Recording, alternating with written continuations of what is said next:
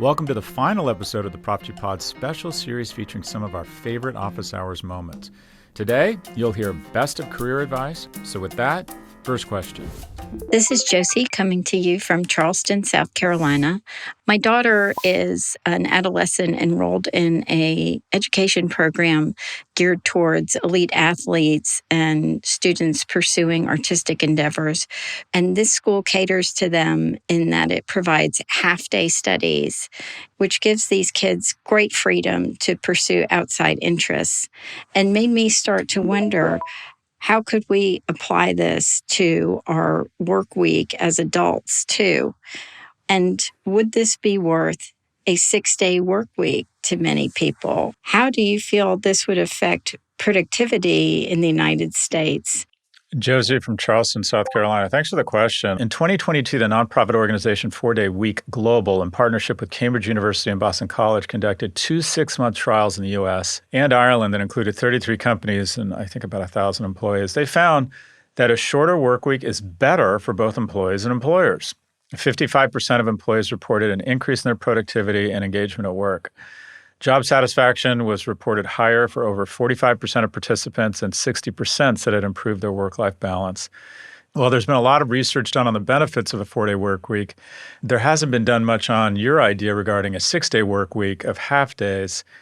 There is, however, research on the effects of reduced work hours on employee productivity and well-being. In 2014, Stanford University found that productivity per hour declined sharply when a person works over 50 hours a week. In fact, researchers concluded that employees who work up to 70 hours a week are getting the same amount of work done as those putting in 55 hours a week. Also, how much you work can have an impact on your health, too. A study conducted by the World Health Organization and International Labor Organization revealed that working more than 55 hours a week was associated with an estimated 35% greater risk of stroke and heart disease. So much of this is about where you are in your life and what you want from your life. I used to be that guy that worked 80 hours a week in my 20s and 30s, mostly because I was starting my own business and I wanted desperately to be successful. And I saw the amount of time I worked as something I could control. I couldn't control the market. I couldn't control my clients. I could control the product and what we were producing. And I directly saw the correlation between the amount of time I spent at work and our work product. Some of it was unhealthy. I expected other people to work as hard as me. And I created, I don't want to call it toxic, that's overword, but I created a less healthy atmosphere than I should have. And part of it is an abused child syndrome. And that is, my first job was at Morgan Stanley. You were there before anyone senior to you, which was everybody, and you weren't allowed to leave until everyone senior to you left. And I worked usually most weekends.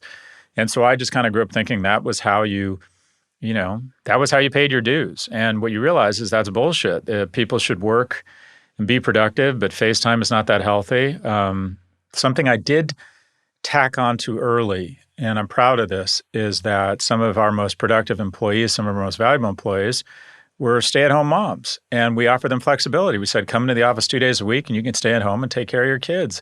And in the 90s, that was very progressive, as in not that many companies did that. And I was able to tap into this incredibly underutilized workforce called moms. To a certain extent, the rise of the gig economy isn't about the consumer value proposition. It's about the worker value proposition. And that is, if you offer people flexibility via their smartphone and technology, you can have a flexible and inexpensive workforce that values the flexibility more than market wages, if you will. And some people would say that's exploitive, but when you talk to people in gig work, they like it. So there's a lot going on here. I personally, just my gut is on a 6-day work week, even if it's a half day. I think there's something about having a decent chunk of time away from work that's really important for mental health. I'm one of these people that lives to work, doesn't work to live. Most people are the latter. And I think most people do need a break and to clear their heads in sort of an extended meditation away from work and to spend time with their families and sort of reset, if you will. What I do think the big unlock or the big opportunity is I would like to see a classification of what's called a care worker, and that is someone that's taking care of kids, taking care of parents, taking care of their own physical or mental health, that is given special accommodation to work remotely. I think that is a real unlock and will make society better. But I have always said, and I'll end here, if you're a young person trying to establish currency in the workplace, An office is a feature, not a bug. You want to find mentors, you want to find colleagues, and you want to find mates. Get into the office. But yeah, thanks for the question. Question number 2. Hey Scott, Ryan from Philadelphia here. Been working at a large consulting firm in cybersecurity for the past 10 plus years, while also leading and running multiple tech startups, some of them more successful than others, but obviously they're still a side hustle. As I apply to new roles within my organization and even outside, I'm torn whether I highlight those experiences in startups or not. Will it hurt me or will it make my chances stronger? Ryan from Philadelphia. This is situational. I can only tell you how I would respond. And that is, as your boss, I don't think I'd respond well. And I'd be like, Ryan, if you want a promotion, here's an idea. Focus on this fucking job, boss. So I can tell you that I get having side hustles. Actually, I don't get having side hustles. Let me cut to the chase, Ryan. I think your side hustle needs to be your main hustle. I think you need to have one hustle.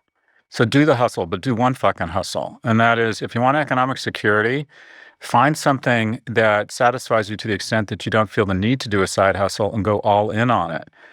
I mean, the idea, I think the reason one of the reasons I'm economically secure, probably the primary reason I'm economically secure is I was born at the right place at the right time. But in terms of my economic security coming from my professional success, it was focus. And that is, I went all in, Ryan. I went all in. I was in the office on weekends, returning emails immediately.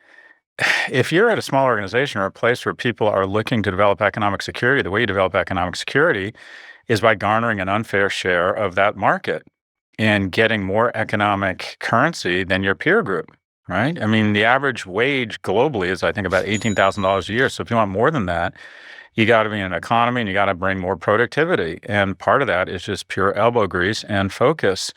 So I've never understood the idea of a side hustle. I get it if you're at a big company and they're paying you well and you want to stay there. But okay, if you're going to have a side hustle, have it for a while.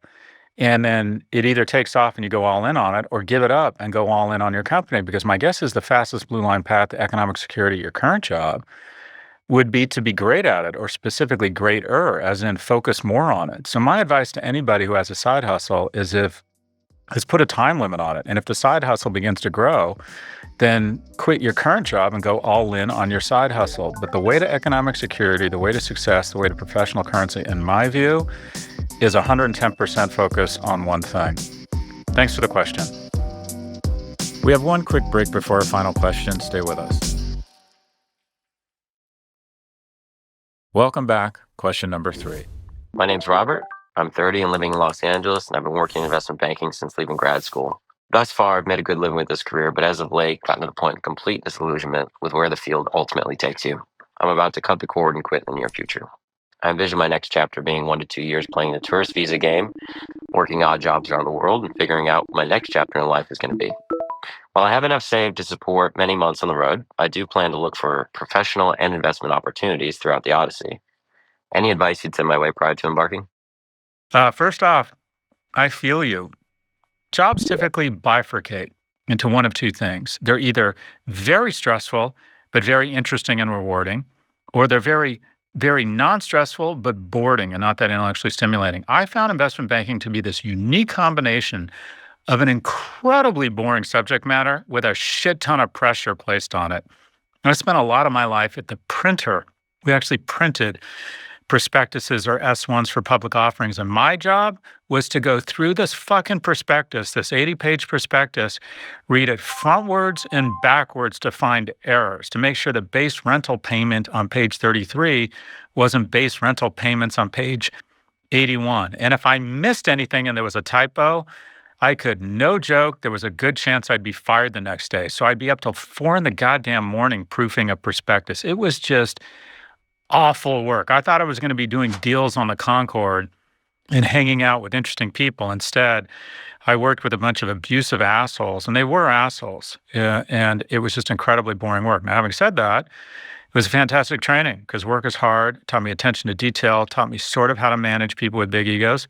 But everyone in my firm, not everyone, the majority of the senior people, not happy, would rather be doing something else, but had gotten to the point where they built a lifestyle where they needed to clock their $500,000, $1 million, $2 million a year in investment banking and could either go be the CFO of a company and take a 60% pay cut or go try and start a business, and none of them were really entrepreneurs at heart. So they were kind of all trapped, if you will. Now, there's a small subset of them that really enjoyed it, but I literally think for most of them, the term work was the appropriate term. Anyway, the fact you're getting out and you're pulling the ripcord, good for you. Having said that, I wouldn't take too much time on the road. As a matter of fact, and it may be too late for this, it's so much easier to find a job with a job. Is there any way you could find a job or try and figure out what you want to do next, whether it's a startup, and then take your 3-month sojourn? And I know that I'm sounding like your dad right now, but you're just a used car. You're not as attractive when you're interviewing and you don't have a job. There's no sense of urgency.